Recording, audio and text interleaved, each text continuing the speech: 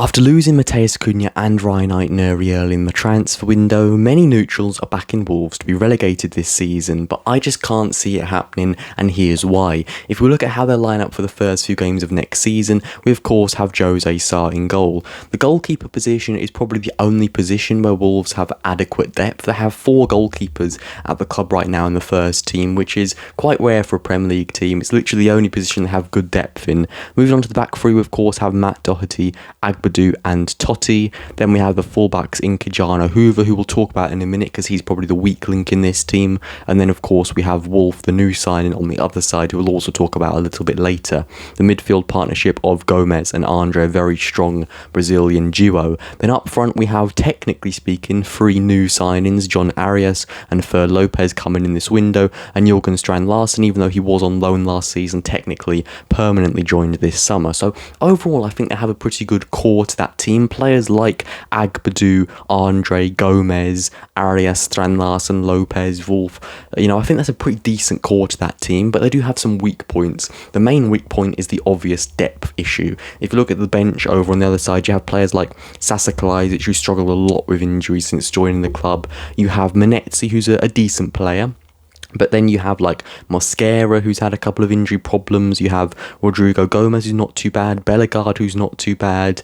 Hwang, who's missed a few games due to injury. It's not the best depth. In your team that a lot of people are backing to go down, you ideally want to have a strong transfer window. Wolves haven't really had that thus far. If we look at just one potential alteration to this starting lineup for game week 1, of course, Hoever is probably the weak link in this team. If we take him out, there are 2 potential changes. The first one is we bring in Rodrigo Gomez, a like-for-like swap, pretty easy. Or potentially you could have Mosquera come into this centre-back role and put Doherty out in the wing-back role. Those are 2 potential alterations, but I think it's more likely Hoever starts given the fact that he started quite a lot in pre-season. If we look at Wolves' transfer window so far, in terms of outgoings, they've of course lost Matheus Cunha, Ryan Aït-Nouri, Goncalo Guedes, Nelson Semedo, the captain, and of course Pablo Sarabia, as well as Craig Dawson, who left the club. Now, in terms of depth options, when you have players like Guedes, Sarabia, Dawson,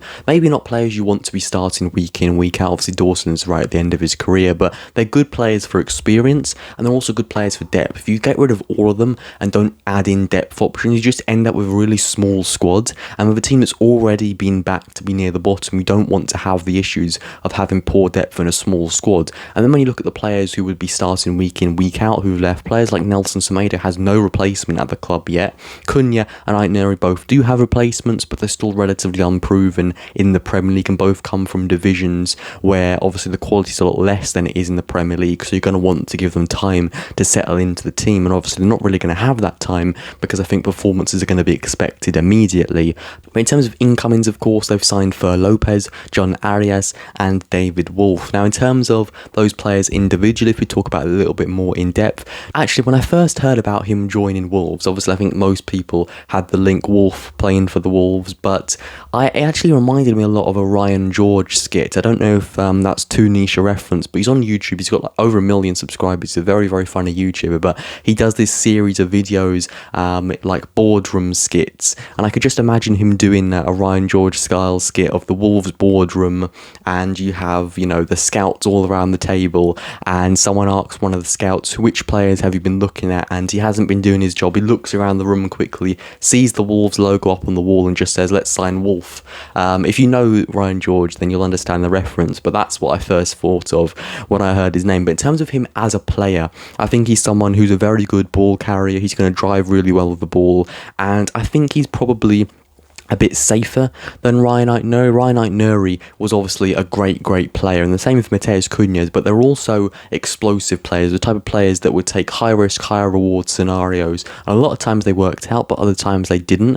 I think with Wolf and Arias, you're getting players who are going to take the safer option more times, and I think that's something that's important for Wolves, because when you're going to be nearer to the lower half of the table, you're going to want to have players who make the right decision. I think those 2 players are going to come in and do very, very well. David Wolf himself, of course, said in his interview that he's going to run for 90 minutes straight. I think he's someone that is going to become one of the most underrated players in the team very, very quickly. And then in terms of John Arias, obviously a lot of people know him from the Club World Cup, one of the standout players from that competition, and Wolves did a very good job to secure him quickly. He's someone who I think is going to really thrive in this free role, someone who is going to be able to play on both flanks.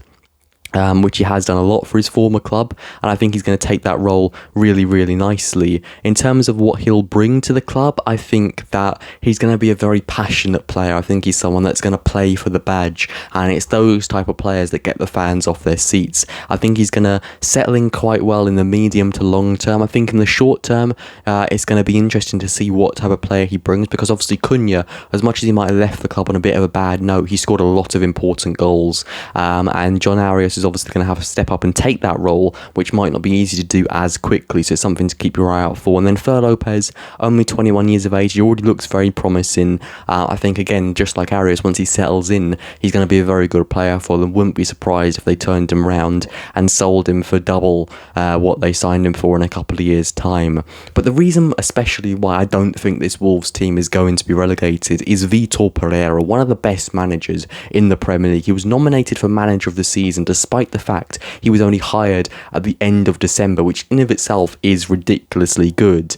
You know, he's come in when Wolves were in a really poor position. They were one of the favourites to be relegated. He turned them around and they ended the season almost 20 points clear of the drop zone, which again, ridiculous. Also, I think, again, he's just such a really nice guy. Like, there were lots of times last season when he came in after victories and would go down to the pub and spend time with the fans. I just think he's someone that is going to do a very good job. He's the main reason why I think Wolves will be fine next season, but also because of the core of their players. I think Jorgen Strand Larsen is going to hit double figures of goals next season. I think Arias is going to do a very good job. I think Wolf is going to do a very good job. Lopez, I think, is going to be an interesting player to watch. I also think could surprise a lot of people. And the depth options you have, obviously, Bellegarde, I like a lot as a player.